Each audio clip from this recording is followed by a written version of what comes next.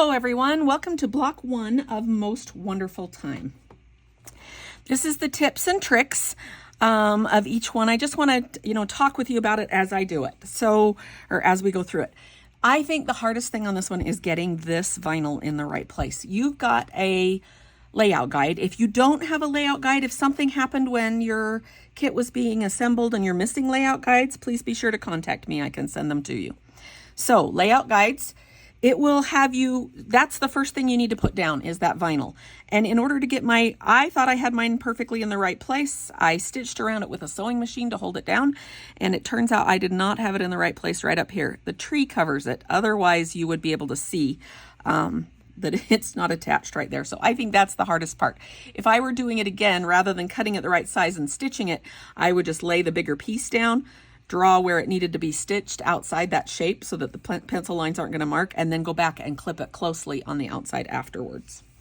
Another question that I get asked is about the gray wool that goes underneath this.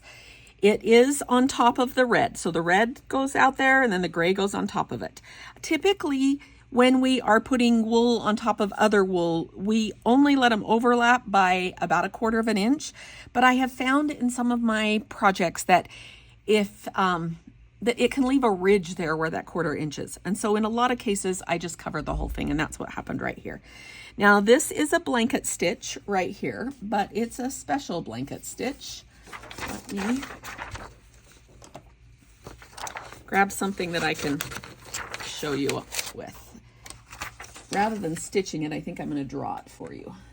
Okay, this isn't a thick Sharpie, but I'll try and show it to you. So let's imagine for a minute that the shape looks like this. Okay, so I start over here and I do a blanket stitch, and then I do another one with a small gap in between. Small gap in between, I'm doing blanket stitches, and those blanket stitches go all the way to the other side. They're long blanket stitches, so I'm just going along this side. When I get to the end over here and I've made the last one that fits, then I just back stitched along this edge, and now when I get to here, I'm going to do a blanket stitch in between going the other direction. And that's how I fill in the space. So how close should they be? They should be about 1 stitch width apart, so that when you're finished, you have that nice edge all the way around it, and you fill in the gaps in between. Now, you can cheat. If you have too big of a spot right here, you can go back afterwards and just add a straight stitch where you need to. But that will give you the nice look that you have here. Okay, this one is a needle weave bar or a needle bar. Typically a needle bar has 2 parallel lines, but when I do the bow up here, they're close together at the top, they're far apart or close together at the bottom, far apart at the top, and as you weave, it'll fill that space in between.